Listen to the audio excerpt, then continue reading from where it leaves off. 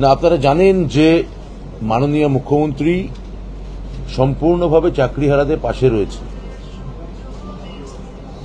এবং তার নির্দেশে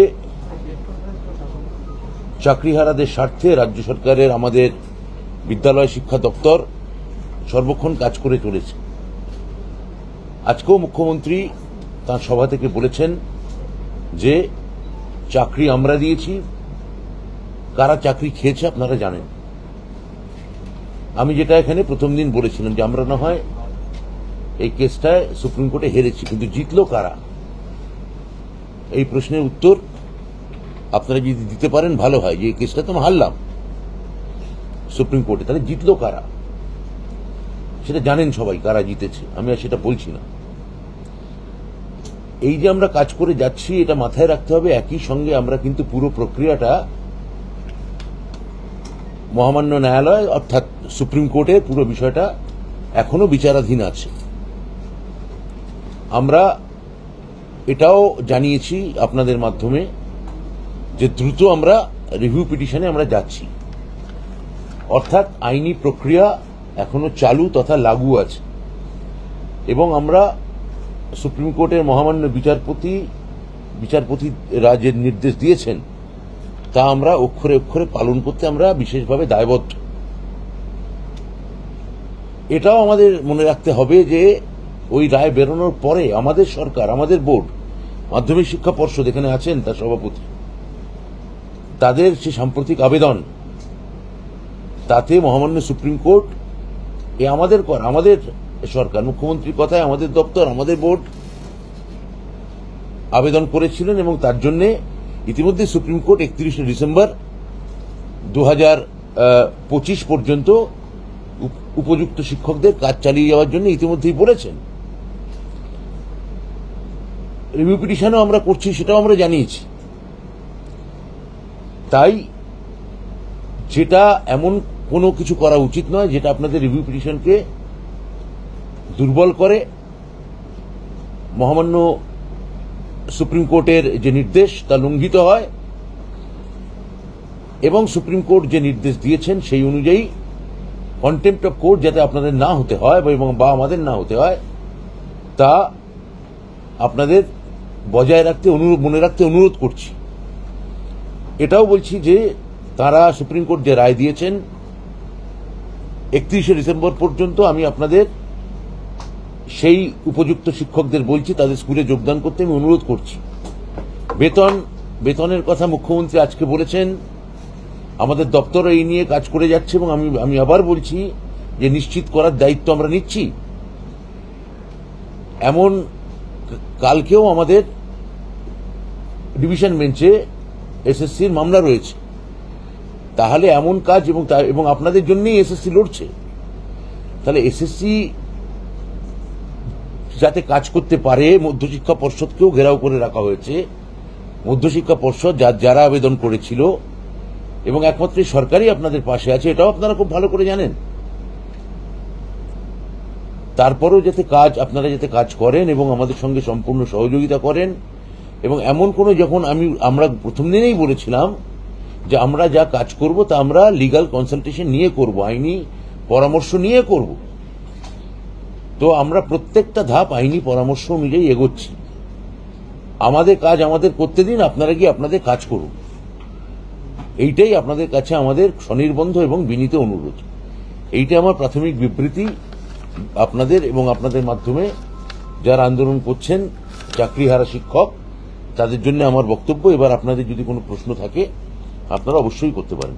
এই পরিস্থিতি তৈরি হলো কেন? একটা বৈঠক ডাকা হলো, সেই বৈঠকে একটা সিদ্ধান্ত নেওয়ার কথা ছিল, না দেখুন বৈঠকটা যেটা হলো, বৈঠকে যে আন্দোলন শুরু হয়ে গেল, বৈঠকটা আমি বলি, বৈঠকটা ওরা চেয়েছিলেন এবং ওদের বৈঠকের শুরুতেই কথা হয়েছিল যে আমরা লিগ্যাল কনসালটেশন ছাড়া আমরা বিন্দুমাত্র এগোবো না।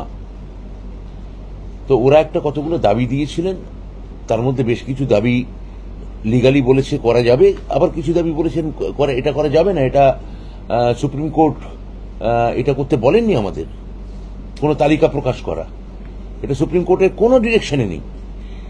তো এটা আমাদের যারা আইনি পরামর্শদাতা এবং সর্বোচ্চ স্তরের আইনি পরামর্শদাতা যাদের কথা যারা যাদের কথা ওরা বিশেষভাবে দাবি করেছেন যে সেই ধরনের আইনজীবীরা যেন আমাদের পক্ষে দাঁড়ান রিভিউ পিটিশনে, এটা তাদেরই কথা।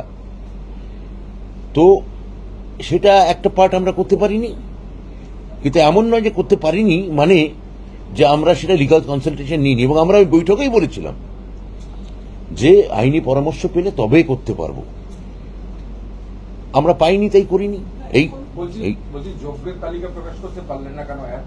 আর যদি আইনি পরামর্শ অনুযায়ী না পারেন তাহলে যারা কারা বেতন পাবে, কারা স্কুলে যাবে, এগুলো নির্ধারণ হবে কি করে? সবকিছু তো এর পুরো তালিকাতে আমরা কি বলেছি, প্রথম কথা হচ্ছে যে যোগ্য আমাদের এই 17 তারিখে যে মধ্যশিক্ষা পর্ষদের যে তালিকা দেওয়া হয়েছে, যোগ্য অযোগ্য এটা আপনারা বলছেন আমরা নির্ধারণ করতে পারিনি। আপনারা যদি 17 তারিখের কেসটা দেখেন, যেখানে আমরা ক্লারিফিকেশন চাই, সেখানে খুব পরিষ্কার করে 17,206 জন তারা যোগ্য। এটা মধ্যশিক্ষা পর্ষদ এফিডেভিট দিয়ে জানিয়েছে। যোগ্য নয় মানে টোটাল টিচার যাদের চাকরি যাচ্ছে এর মধ্যে পুরো ভাগটা মানে 17,206 জন, 206 যে সংখ্যাটা দেওয়া আছে। হ্যাঁ, সেটা দেওয়া আছে। অর্থাৎ আমাদের ভাগ আছে এবং আমরা সেটা সেই অনুযায়ী আমরা কাজ করছি। হ্যাঁ, সেই কাজ আমাদের করতে দিন। তো এটা এমন কোনো কাজ করবেন না যা আপনাদেরই রিভিউ পিটিশনে আপনাদের বিপক্ষে চলে যায়, বা এমন কোনো কাজ করতে বাধ্য করবেন না। প্রকাশ করা গেল না কেন? আইনি পরামর্শ পাইনি, আমি যে বললাম আপনাদের। মানে এটা কি করলে কোনো রিভিউ পিটিশনে অসুবিধা হয়ে যায়? মানে 17,602 জনের নাম না, এটা তো আমি বলেছি, ওরা অনেকগুলো দাবির মধ্যে এটা একটা দাবি ছিল।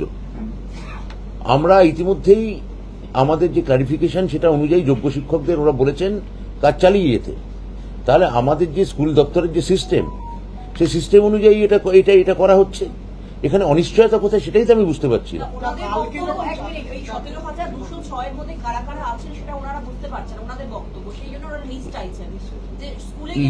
লিস্ট প্রথম কথা হচ্ছে লিস্ট এসএসসি শিক্ষা দপ্তরকে দিতে পারে, শিক্ষা দপ্তর সেই অনুযায়ী কাজ করতে পারে। কথা হচ্ছে যে এদের মধ্যে একজনকেও, যাদের কথা আপনারা বলছেন, তাদের কাউকে কি টার্মিনেশন লেটার দেওয়া হয়েছে? উত্তর হচ্ছে না। এদের কাউকে কি কোনো কাজে যোগ দিতে অসুবিধা হয়েছে? উত্তর হচ্ছে না। এদের কাউকে কি কোনো বেতন বন্ধ করার নির্দেশ দেওয়া হয়েছে? উত্তর হচ্ছে না। এদের কাউকে কি কোনো কাজ করার ক্ষেত্রে কোনো সরকারি আধিকারিক কোনো বাধা সৃষ্টি করেছেন? উত্তর হচ্ছে 1-2 জায়গায় করেছেন, সেখানেও আমরা সক্রিয়ভাবে হস্তক্ষেপ করে যাতে এরা প্রত্যেকে কাজে যেতে পারেন আমরা তার বন্দোবস্ত করেছি। তাহলে যেখানে অনিশ্চয়তা নেই, খামোকা এমন কোনো আচরণ করা উচিত না আন্দোলনের স্বার্থে যেটা তাদের রিভিউ পিটিশনকে দুর্বল করে। তাদের সঙ্গে কথা বলেই তো আমরা এগোচ্ছি। একজন করে না বললে আমি বলতে পারবো না।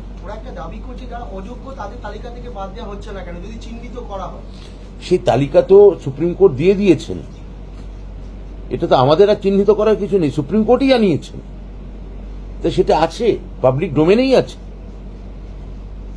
তা যেটা আমাদের এসএসসি করতে পারবে না, যেটা এসএসসির ক্ষেত্রে বাধা আছে, সরকারি স্তরে আমরা তো কাজটা করছি, সেটা আমাদের করতে দেওয়া হোক।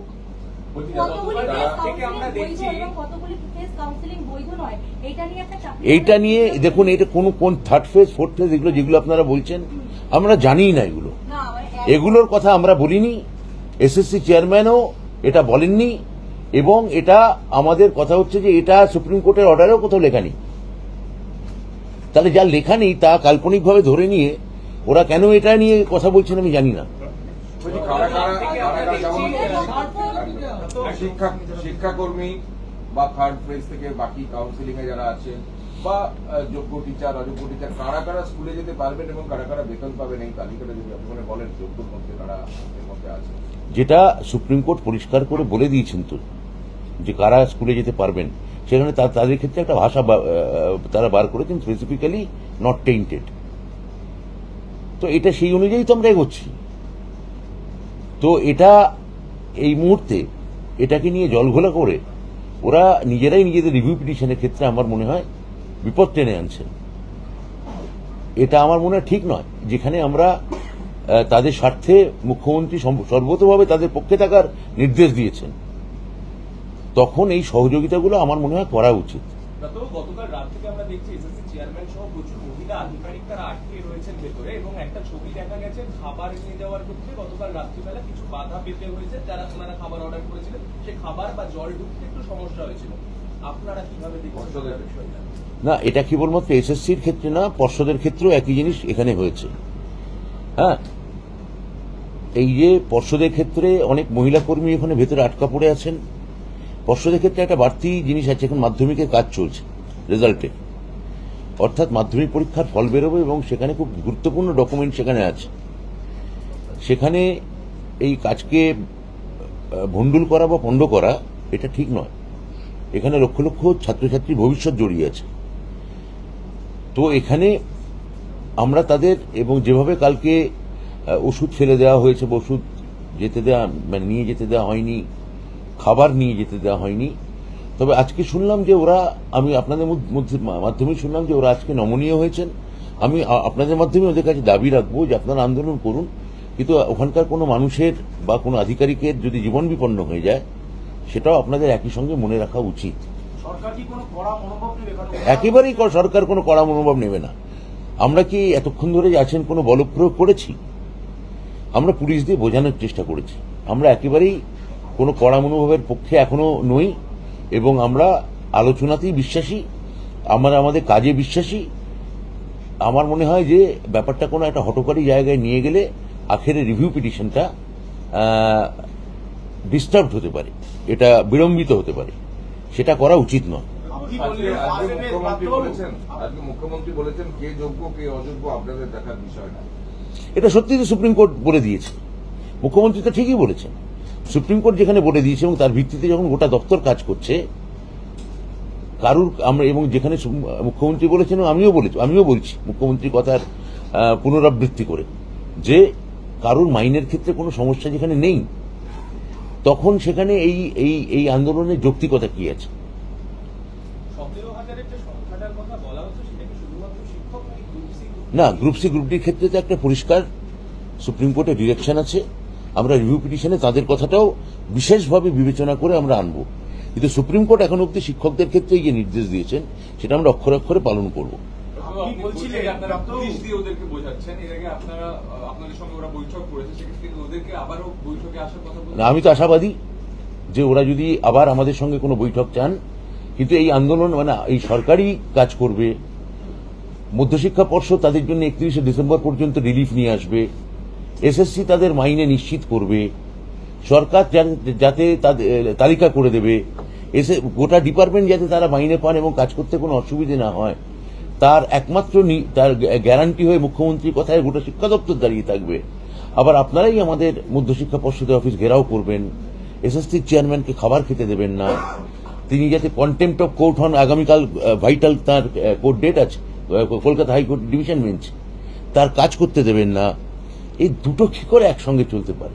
আরেকটা কথা, অযোগ্যদের টার্মিনেট করার কি কোনো পদক্ষেপ আপনারা নিয়েছেন? আমরা জানি না, জানতে চাইছি। সেটা আমরা আবার বলছি তো, আমরা এটা আইনি প্রক্রিয়া স্তরে আছি, প্রত্যেকটা ধাপই খুব খুঁটিয়ে দেখা হচ্ছে। আমাদের দুটো দিক মাথায় রাখতে হচ্ছে, আপনারা মনে রাখবেন।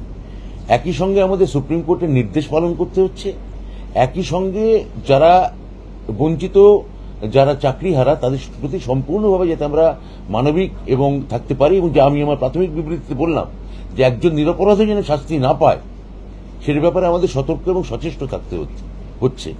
সেখানে এই আন্দোলন, আপনাদের সঙ্গে ক্রমাগত কথা বলা, তাদের মাধ্যমে মিটিং, আমি তো আবার বলছি আমি পরের ধাপে আবার তাদের সঙ্গে দরকারে বৈঠক করব, কিন্তু এই আন্দোলন থেকে তাদের এক্ষুনি প্রত্যাহার করা উচিত।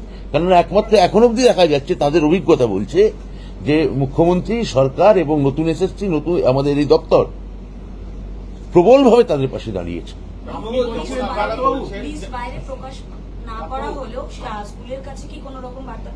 সে সিস্টেম আমাদের কাজ করতে দিন না। আমি তো এক কথা কেন বলাচ্ছেন বারবার? আমি তো বারবার বললাম, কাউকে কি টার্মিনেট লেটার দেওয়া হয়েছে?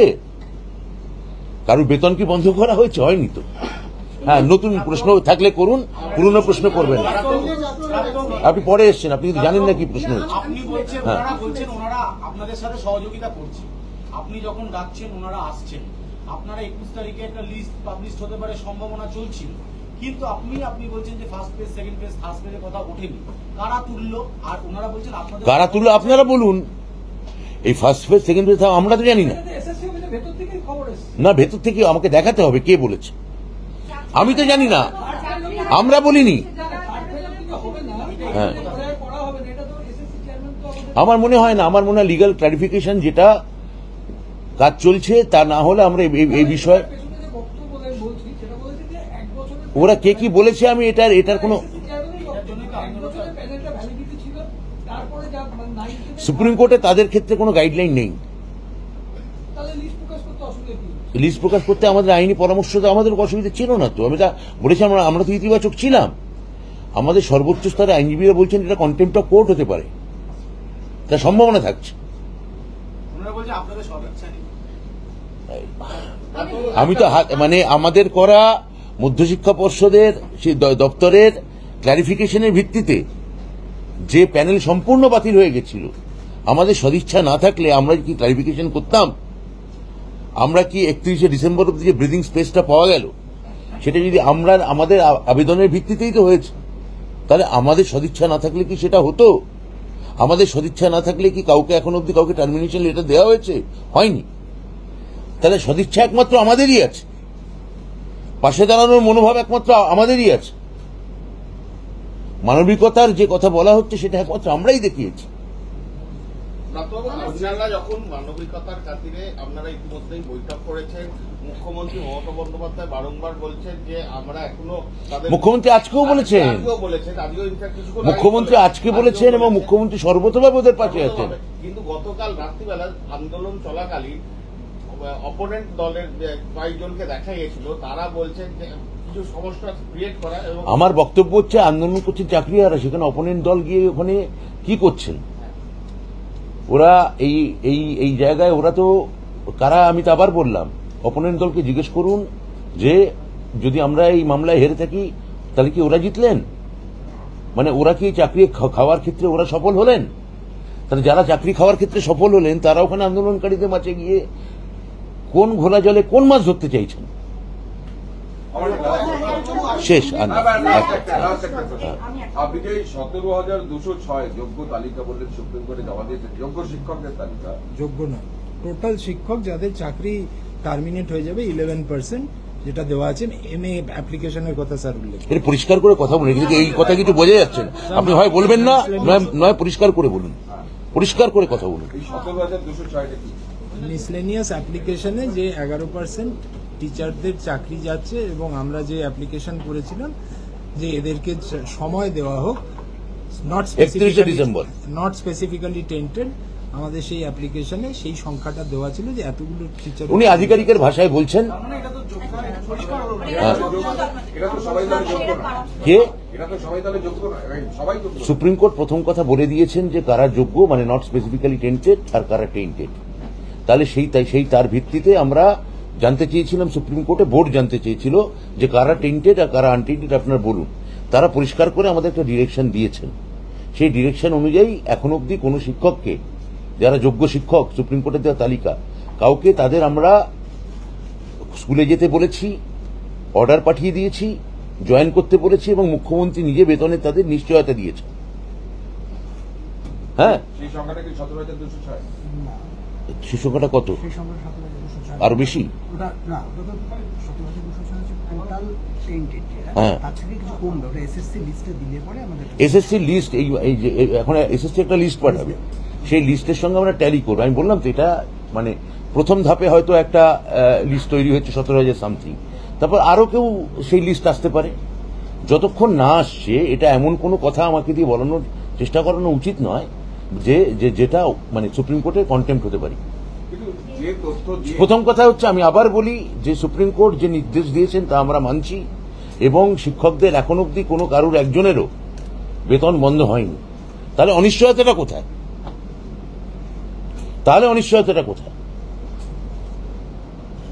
কিন্তু তারা অনিশ্চয়তা একমাত্র জায়গায়, একটাই জায়গায়, তারা কাজে যাচ্ছেন না। তারা কাজে গেলেই তো সমস্যা নেই।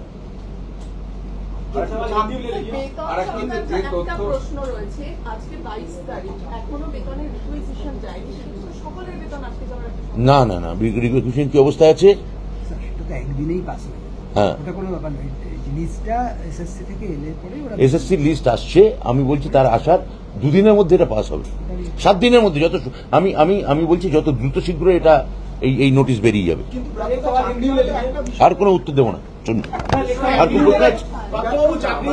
লাস্ট বলুন। হ্যাঁ, আমার একটা প্রশ্ন ছিল যে যে তথ্য দিয়ে এখনো পর্যন্ত সুপ্রিম কোর্ট কনভিন্স হলো না যোগ্য কারা, যোগ্য তালিকা কি, সুপ্রিম কোর্ট কনভিন্সড, হ্যাঁ? সুপ্রিম কোর্ট কনভিন্সড, সেই অনুযায়ী তালিকা দিয়েছেন, সেটা তারা জানিয়ে দিয়েছেন। আমরা সেই অনুযায়ী প্রত্যেককে কাজে যোগ দেওয়ার অনুরোধ করেছি, কারুর মাইনে বন্ধ হয়নি, কারুর টার্মিনেশন হয়নি। তাহলে এই যে ওরা নিজেদের মতো করে একটা কাল্পনিক ধরে নিয়ে কিছু একটা ভাবছেন বা কেউ একটা কিছু বোঝাচ্ছে, এই যে 3rd ফেজ 4th ফেজ আপনারা প্রশ্ন করলেন, একথা তো আমরা বলিনি, সুপ্রিম কোর্টও বলেনি, তাহলে সমস্যা কোথায়? মধ্যশিক্ষা পর্ষদ যে 11% শিক্ষকদের কথা বলছেন, তার মধ্যে যোগ্য কারা অযোগ্য কারা 17,200 মধ্যে, এটাই তো প্রশ্ন। মধ্যশিক্ষা পর্ষদ কোন 11% শিক্ষকের কথা বলছেন না। মধ্যশিক্ষক পর্ষদ যেটা বলেছেন তা এফিডেভিট করে পরিষ্কারভাবে জানিয়েছেন এবং সেটা পাবলিক ডোমেনে রয়েছে। কোন নির্দিষ্ট পার্সেন্ট বা ইত্যাদি তারা বলছেন না। তারা যে আবেদন করেছেন তার ভিত্তিতে পরিষ্কারভাবে সুপ্রিম কোর্ট বলেছেন যে এরা সকলে এখন কাজে যেতে পারেন টিল 31 ডিসেম্বর। সেই সংখ্যাটা পাবলিক ডোমে এসএসসি এক্ষুনি জানাবে, আমরা জানিয়ে দেবো। তার থেকে বেশিও হতে পারে, সেটাই অঙ্ক, সেই ক্যালকুলেশনটাই চলছে। আন্দোলন তো উঠছে না, ওনারা বলছেন লাগাতার করব আন্দোলন। শিক্ষামন্ত্রী কোনো বার্তা থাকবে? মানে আপনি একবার যদিও বলেছেন, আমি তো একবার বললাম যে আপনাদের এই মুহূর্তে আমরা যাতে কন্টেম্প্ট অফ কোর্ট না হই, আপনাদের এমন কোনো আচরণ করা উচিত নয় যেটা রিভিউ পিটিশন আপনাদের দুর্বল হয়। আমরা দ্রুত রিভিউ পিটিশনে যাচ্ছি, যেটা আমরা আপনাদের পক্ষে যাচ্ছি। আপনারা কেন এটা করে আপনারা এই ধরনের একটা হারাকিরি করছেন? আমার মনে হয় এইটা না করে সদিচ্ছায় আপনারা আমাদের সদিচ্ছায় সারা দিন, এবং আপনারা যদি বলেন পরের ধাপে আবার কোনো বৈঠক করতে হবে, আমরা করব। আমরা দু দফায় বৈঠক করেছি, 2 দফায় আমরা বৈঠক করেছি, তবে 3য় 4th দফা তো করতে রাজি আছি। কিন্তু আপাতত রিভিউ পিটিশন এবং আপনাদের যারা প্রত্যেকে যারা যোগ্য বঞ্চিত আছেন তাদের মর্যাদা ফিরিয়ে আনার জন্য আমরা বদ্ধপরিকর, সেই কাজটা আপনারা করতে দিন। আমি অনুগ্রহ করে বলছি, কোনো আন্দোলনের নামে এমন কোনো অমানবিক আচরণ আপনারা করবেন না যা ওখানকার পর্ষদের কর্মচারীদের বা এসএসসির কর্মচারী বা এসএসসির আধিকারিকদের প্রায় জীবন বিপন্ন হতে পারে। আমি একটা জায়গা বুঝতে পারছি না যে হাইকোর্টের সিঙ্গেল বেঞ্চ, হাইকোর্টের ডিভিশন বেঞ্চ এবং সুপ্রিম কোর্টে যে চাল কাপড়কে আলাদা করা গেল না বলে এই সমস্ত বিড়ম্বনা। আবার সুপ্রিম কোর্টই তো আমাদের রিলিফ দিয়েছেন। হ্যাঁ, দিয়েছে, কিন্তু তার মানে তারা তাদের রায়কে সামান্য হলেও পুনর্বিবেচনা করেছেন। তাহলে সেখানে একটা আশার আলো আছে, সেই আশার আলোটা যাতে আরো উজ্জ্বলতর হয় সেই চেষ্টা আমরা চালাচ্ছি। না না না না, এটা তো পরিষ্কার আমি বলে দিচ্ছি, কোনো তালিকা প্রকাশ হবে না। কেননা এটা আইনি আমাদের পরামর্শদাতারা বলেছেন, এটা সুপ্রিম কোর্টের এরকম কোনো গাইডলাইন নেই, এরকম করলে এটা কন্টেম্প্ট অফ কোর্ট হতে পারে। যারা ভিতরে আটকে আছে 22 ঘন্টা হলো, কি করে বার করবেন? আমি এখনো সদিচ্ছার উপর ভরসা রাখবো এবং এসএসসি ওদের হয়েই যে কাজ করছে সেটা বুঝতে বলবো, এবং নিশ্চয়ই ওরা আমাদের আবেদনে সাড়া দেবেন, আমি এটাই বলবো।